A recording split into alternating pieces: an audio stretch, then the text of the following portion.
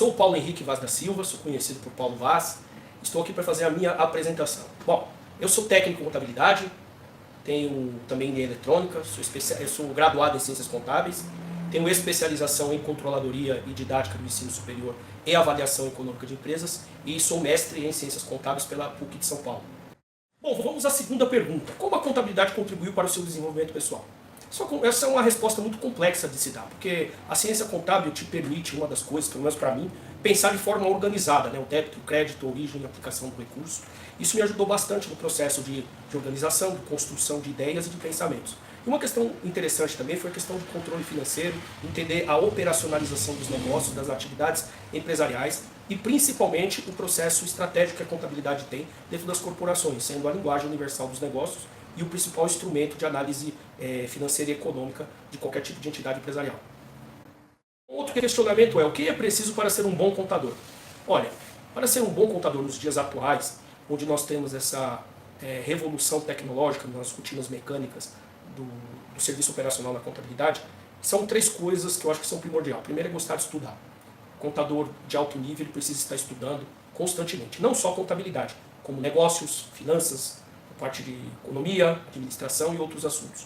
A segunda questão é ser ético, ser uma pessoa que prime as coisas certas, que prime pelos bons hábitos e costumes e principalmente ao sigilo das informações, que é uma questão muito importante para o contabilista.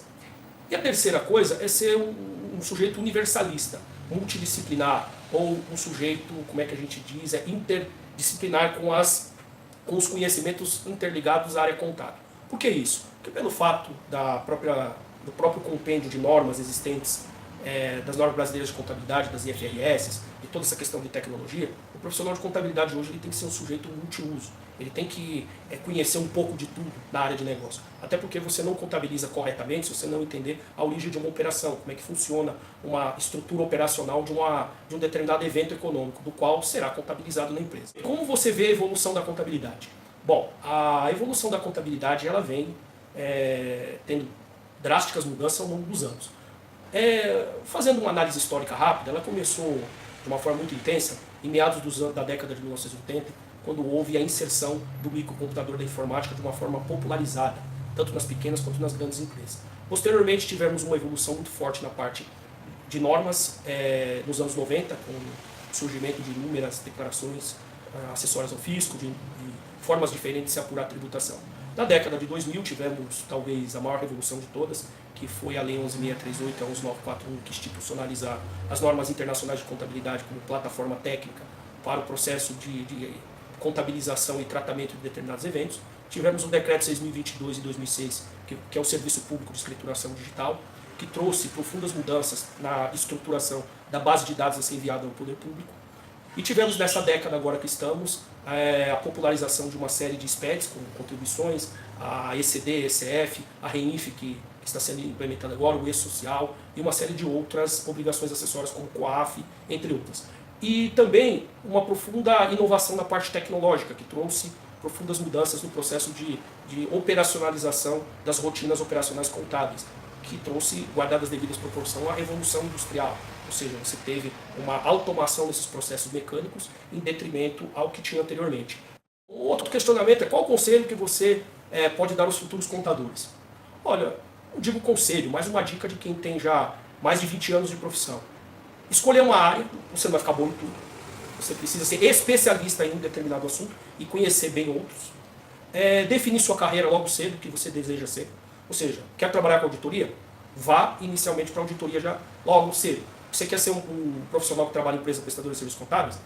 Seja inserido nesse mercado. Você quer trabalhar dentro de uma empresa convencional? Faça isso. Quer trabalhar no mercado financeiro? E assim sucessivamente. É muito importante o profissional, o estudante, o futuros contador, definir o que vocês desejam profissionalmente. Por quê? Quando termina essa graduação, muitos alunos me perguntam na faculdade: professor, o que eu devo fazer após a graduação? O que eu sempre digo a eles? Olha, o que você quer profissionalmente? Você quer primeiramente se especializar tecnicamente? Então espere um pouco após a graduação. Procure cursos específicos de extensão universitária. Cursos rápidos, com bastante profundidade, para você entender bem tecnicamente aquele assunto do qual você quer ser especialista.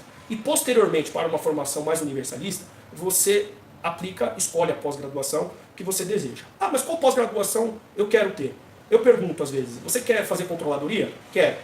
Você trabalha numa empresa da qual você vai usar a controladoria? Não. Então não faça controladoria. Faça algo que esteja próximo da sua linha de acesso profissional. E aí, quando você chegar no nível de maturidade profissional, de já ter definido esses pontos, aí sim você busca mestrados, doutorados, especializações mais complexas para complementar o seu conhecimento e sua base que já foi estruturada, tanto na formação quanto na carreira profissional.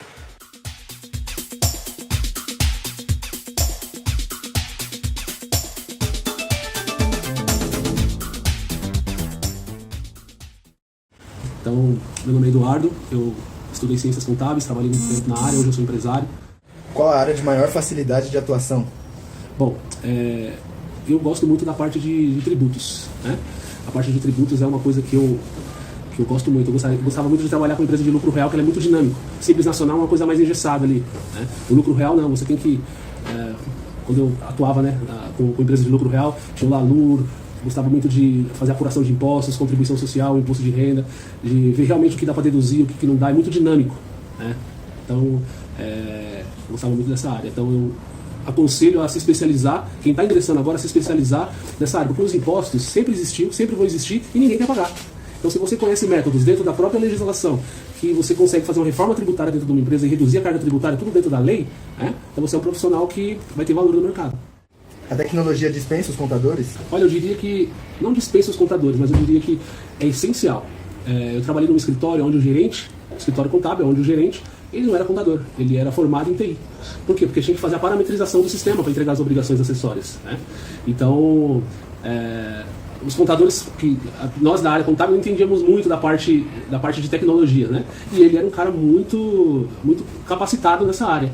Então, com o nosso conhecimento da contabilidade e com o conhecimento dele da parte da informática, fez com que nós tivéssemos um grande resultado, né? Cuidássemos melhor dessa área. É uma junção. Acho que o contador ele tem que entender muito de tecnologias, muito dessa área, principalmente da parametrização, sistemas, enfim. O contador só faz recolhimento de impostos? Olha, que nem eu estava falando, hoje em dia tem muitos contadores, né, que é só um DARF e uma nota. Ele emite a sua nota e recolhe o seu imposto. Acho que a contabilidade vai muito mais além disso, né? É você orientar o seu cliente, é você estudar as melhores formas de tributos para o seu cliente, é você ajudar o cliente a tomar as decisões que vai ajudar a empresa dele a ter a continuidade, né? A entidade a ter a continuidade.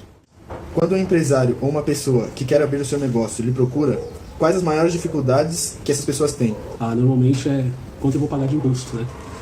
Essa é uma das maiores perguntas aí que a gente ouve. E acho que o maior desafio deles é entender exatamente isso, que o contador, ele não só é uma pessoa que está ali para emitir uma nota e recolher o seu imposto. Ele fala, pô, só faz isso e cobra tudo isso de honorário.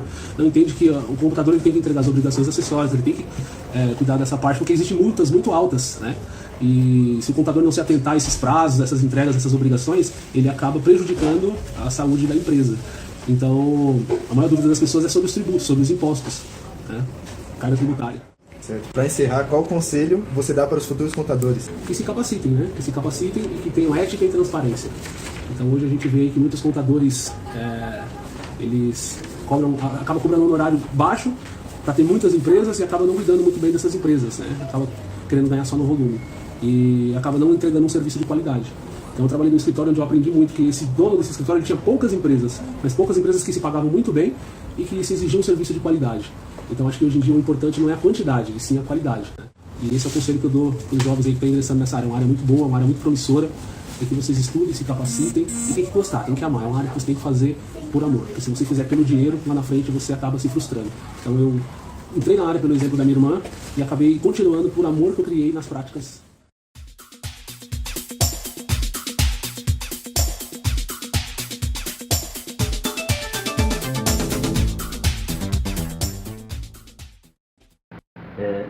Meu nome é Marco Antônio Ribeiro, sou contador, formado pela Universidade Paulista e atuo na área contábil há aproximadamente 30 anos. E nos últimos 6 anos tenho escritório e desenvolvo a atividade de assessoria contábil empresarial. Em relação às perguntas formuladas, a gente pode dizer o seguinte: a primeira, qual que é a maior dificuldade do profissional no início da carreira?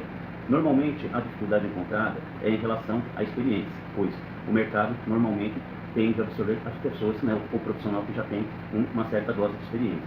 Nesse sentido, é até interessante que o Conselho Regional de Contabilidade tentando preservar, né, e dar oportunidade aos formandos, alunos da área de contábeis, está, de certo modo, pressionando as empresas e os escritórios de contabilidade a contratarem os estudantes, né, como profissionais, né, para atuar nas diversas áreas.